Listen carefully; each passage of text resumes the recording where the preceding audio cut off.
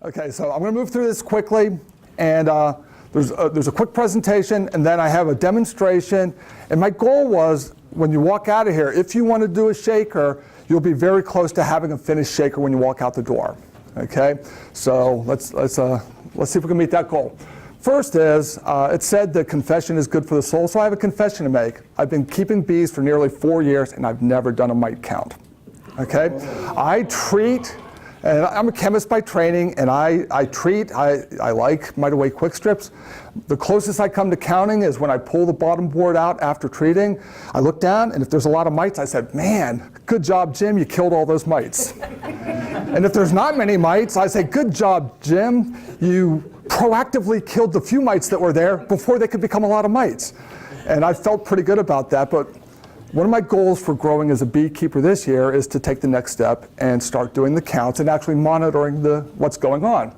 Now, a couple years ago at one of our summer meetings, Tim Schuler showed us how to do mite counts, and he had this nifty little contraption. And after it was over, I'm like, I'm going to do this. I'm going to go get one of those shakers. And so I sent him an email and said, Tim, where did you get the shaker? He goes, well, this guy from Canada gave it to me. I'm like, well, I don't know that guy from Canada, and he's not going to give me a mite shaker. So I started searching for where could I buy one, and of course I went to Amazon, and Amazon didn't have them, believe it or not. And eventually I found a commercial shaker. The one on the bottom here, this Varroa sampling gizmo from Kelly Bees, is available for $60. It's a very complicated looking thing, really impressive.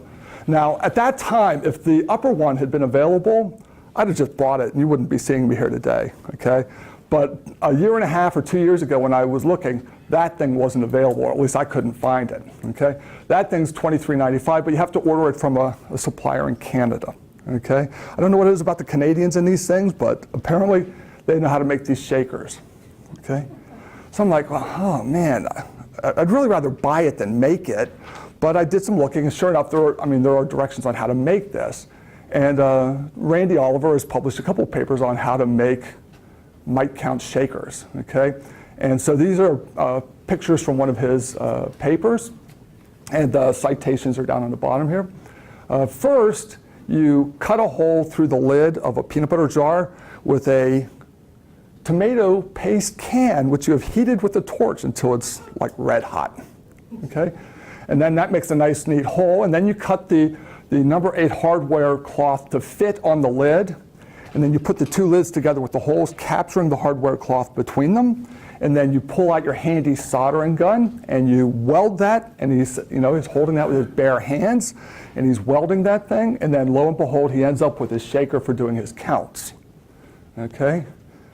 I don't know exactly why this is. This is from like 2011. More recently, he has a newer method where he makes shakers out of clear solo cups. So maybe he didn't really like that, but he does have what he calls the improved but not yet perfect Varroa mite counter. Okay. So I looked at this procedure. One of the reasons he went to the solo cups is because then he can take a whole bunch of samples out in the field and right. bring them back and do the test. Yeah, and so for him it's a very different thing because he's doing like zillions of these, and I've done so far 0, and hopefully we'll do like 2 this year, okay? But I looked at this procedure, and this frankly was rather intimidating to me for a while because I didn't really want to heat cans up till they were red hot and handle them, and I don't have a soldering gun like that. And I didn't even really want to buy one, okay? And then I found out this number 8 hardware cloth isn't really easy to get your hands on. I mean, it's very easy to buy 100-foot rolls for $250, but you need a 3-inch square of that, okay? Now, what you'll be glad to know is on the back table, there's over 100 of those 3-inch squares, so everyone, they're there. You can help yourself. I brought enough for everybody. And I've got more cloth if we need more, okay?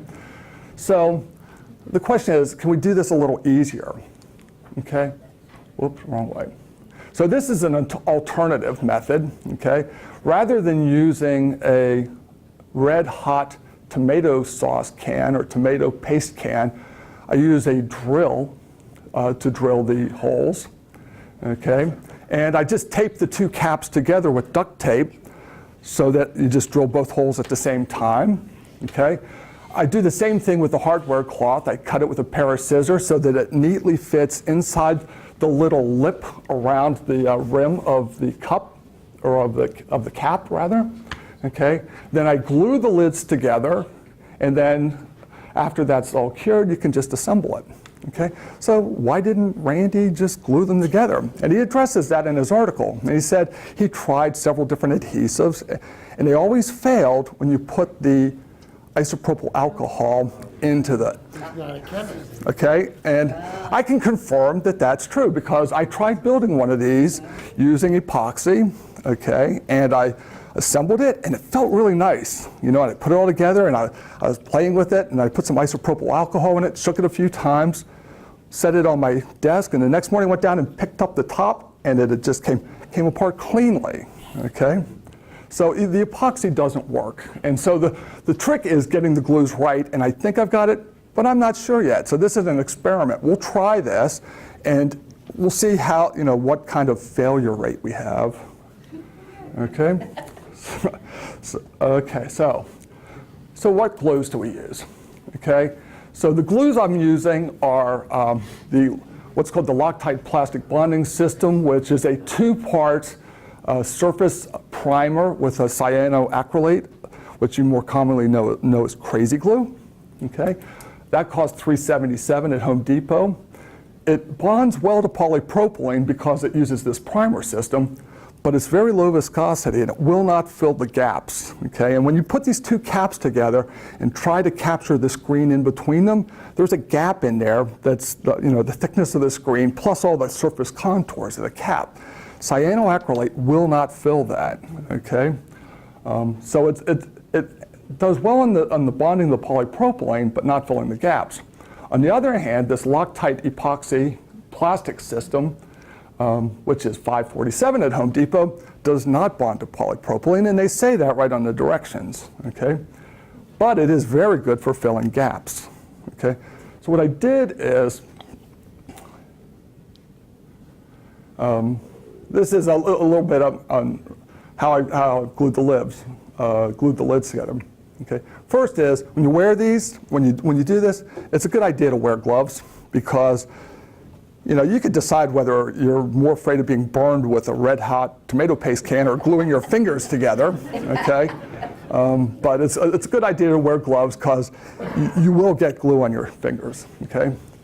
It's also a good idea to put down some newspaper, prepare a workspace before you start, because if you get cyanoacrylate on your kitchen counter, you will hear about this later, which I do expect to hear about this later. Then what I do is I start with the primer, and as you'll see when we go back and open this up, the primer is like a little magic marker. You pull the cap off and it's got a felt tip, like a magic marker, and you just prime all over the surface very, generously. Okay, on the rim, everything that's going to put the adhesive on. Okay. Then I applied the cyanoacrylate adhesive and smeared that on as evenly as I could over that surface. By doing that, what you end up with is basically, instead of a polypropylene surface to bond the epoxy to, you have a cyanoacrylate surface. Okay. Then you place the screen on the lid within the rim, mix the epoxy, and then apply it with the popsicle stick, okay? And you smear that down through the grid where there's the plastic, and you just sort of fill up that space with the epoxy. You put the two pieces together, okay, making sure they're properly aligned, and then put some weight on them like a piece of rock, okay, or a heavy book to hold them together. The epoxy should cure in about 5 minutes, but I would say, don't mess around with it for some hours, okay? After it's had a chance to cure, it's a good idea to put a thin bead of cyanoacrylate around the junction on the outside of this, and that's because even though you've glued this thing together, there still may be some little gaps and paths where the isopropyl alcohol can leak out through that junction, okay? So I just put a little bead around the outside of that and then wait 24 hours before testing with the isopropyl alcohol, okay? Caveats, okay? First is, the threads on these lids and on the jars are kind of loose fitting. They're not, I mean, they're cheap. Okay, so even if you get a perfect bond and a perfect seal between the two lids, there will still be some seepage around the threads. You can expect that. So when you shake this, don't be alarmed if you smell isopropyl alcohol. Okay. The other caveat I would say is this is really still an unproven method. I've made several of these. I have one that I've been testing for 3 or 4 weeks. It's holding together well. And so I'm reasonably confident that one will make it through the year, but we'll see. Okay. What I found though is if it does fail, pull out the surface activator pen, go over the surfaces again, apply some more of the cyanoacrylate, put it back together, and wait, and it should go back together for you. So for those of you who are going to try this, what I'd ask is, at the next meeting or the next couple meetings, let me know how it works. If you have problems with it, we'll work on it together until we get it to work for you. If it works well, let me know, because it'd be nice to have some data in this experiment. And then if the worst comes to worst, I'll buy a solder gun, and one of the meetings we'll just stand in the back with our bare hands and solder them together. And so that's the presentation part, yes? Yeah, I had a question. Has anyone tried like a silicone caulk or? Yeah, Randy mentioned some of the other things he's tried, but I wouldn't expect a silicone caulk to stick to polypropylene. Yeah. I work with a lot of weird plastics in what I do. Yeah. I know that there are some hot, for McMaster car, there are some hot glue that is polypropylene. Yep. He actually mentioned that he did try a polyolefin-based hot glue, and that didn't work either. Okay. Now the company I work for, which is Eastman Chemical Company, which actually invented cyanoacrylate. Okay. We sell adhesion promoters specifically for polyolefin surfaces because that's what's used a lot on automobile fascias. Okay, and so that's the kind of a primer that's being used in this 2-part system. I think they have a silicone for polypropylene. What's that? I think they have a silicone made for polypropylene. Okay. Probably would work on that. Okay. The last thing is, the last problem is, what do you do with all the peanut butter? And so I put a peanut butter cookie recipe in here, so if you have a lot of peanut butter, you can do this. Okay? So when I start the process, I start with duct tape, because what project worth doing doesn't involve duct tape? Okay. And take a piece of duct tape, and you glue the jars, and you tape the jars together like that. Then you have a nice support system that you can use to hold this for drilling. Now I will say that I didn't get to buy a soldering gun, but I did get to buy this wicked cool drill. Okay, so then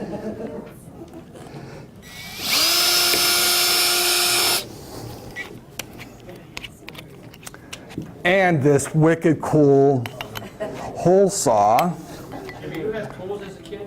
What's that? Do you have any tools as a Yeah, but this is like, this is nice. Okay.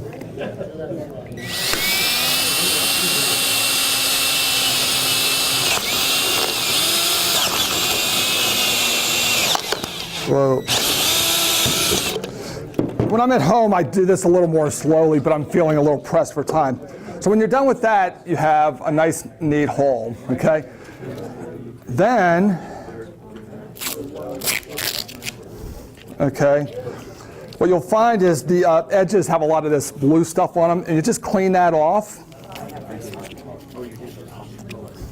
And it might, it might actually help if you can, okay. Then this is the 2-part adhesion system.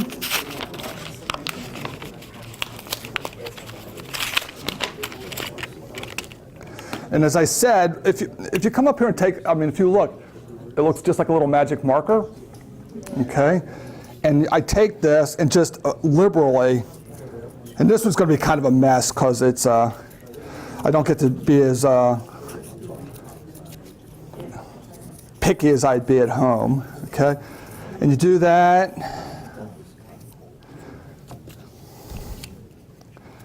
Okay.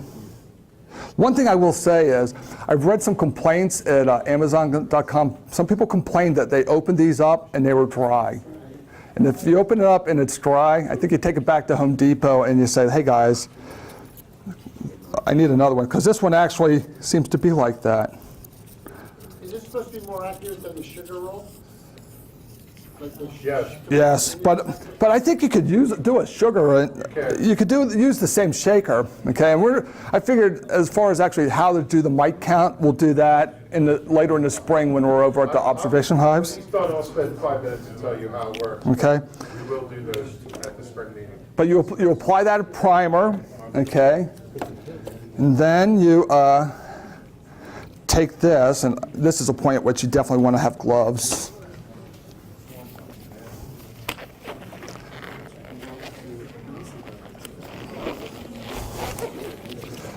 Okay.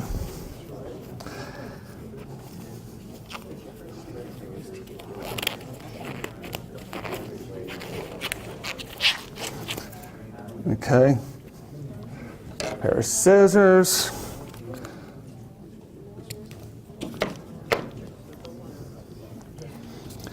And then I just start putting this the cyanoacrylate or crazy glue around here. Okay.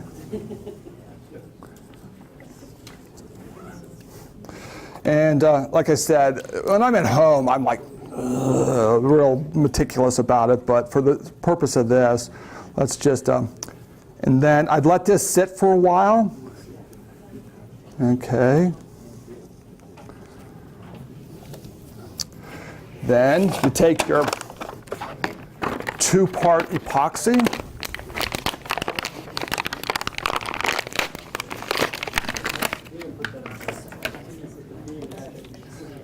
Cut this off with a pair of scissors. A paper plate or something like that is a good. Didn't get it.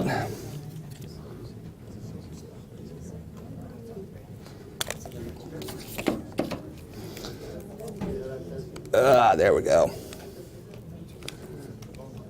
Okay.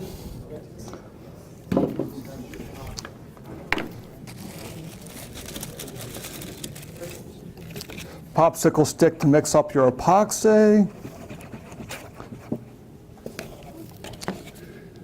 And again, this thing would take more time at the, smear that around on the piece.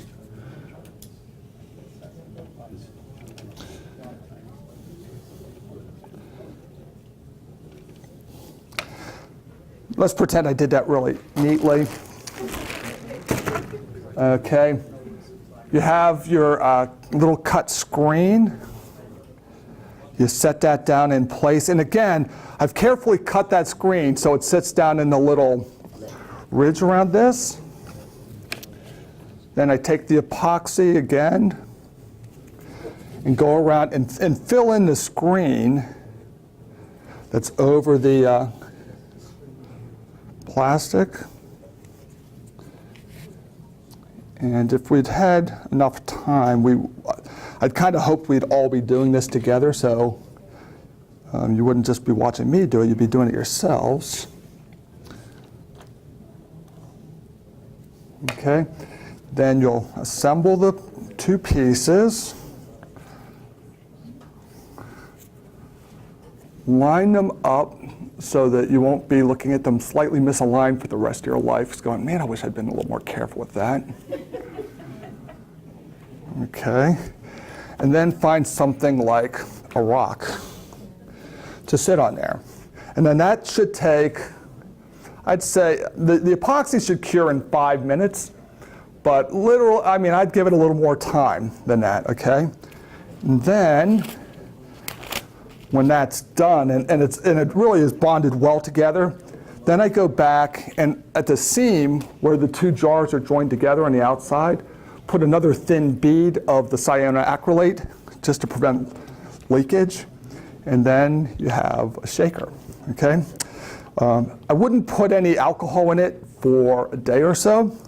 And one of the things I learned recently is instead of alcohol, you can also use windshield washer fluid, okay?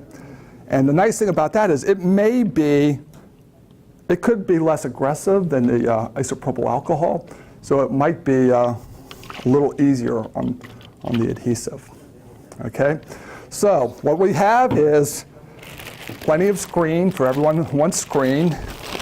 One thing I wanted to show you though is, I meant to demonstrate this too, is the screen can be cut pretty easily with a pair of scissors. So when I talked about cutting this to fit, you just hold the screen down over the jar and you just start working your way around like this with a pair of scissors. And you can cut that and then you just keep at it until it fits down inside the rim of the cup, okay? And it goes pretty quickly, and then as I said, you want to be a lot more careful about the gluing than I was just now. But if you use the two-part cyanoacrylate system and the epoxy, it should hold together. If it doesn't, come see me. That's it. Thanks.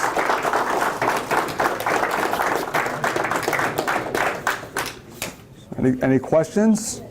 Oh, one other thing is the presentation I think will get posted, and so it'll have exactly what kind of glues to use and all of that.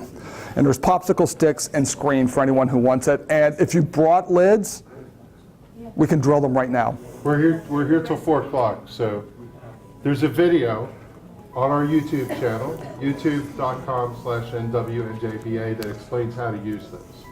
And the question about alcohol versus sugar shake. When you do a sugar shake, depending on the humidity and other factors, you may or may not get a proper reading. Universally, people say it's far more worth sacrificing the bees to get an accurate count. Because if you don't get an accurate count, if you don't treat, the bees die. You'll kill far more bees that way. So on our YouTube channel, there's how to make one of these, the Randy way that I did, and we'll post this one up.